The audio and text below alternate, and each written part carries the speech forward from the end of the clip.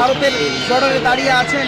আমরা খুবই গর্বিত, এরকম সন্তান প্রতিটা ঘরে ঘরে দরকার। কথা কোন ঠিক কিনা?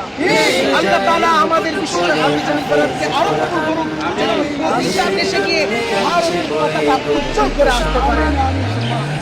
এ ব্যাপারে আপনি কি বলবেন, কেমন অভিজ্ঞতা আপনার? আলহামদুলিল্লাহ, লাখো কোটি কোটি শুকরিয়া যে বাংলাদেশ এমন একটা দেশ যে দেশ প্রত্যেক বছরে প্রায় 20 থেকে 25টা পুরস্কার পায়।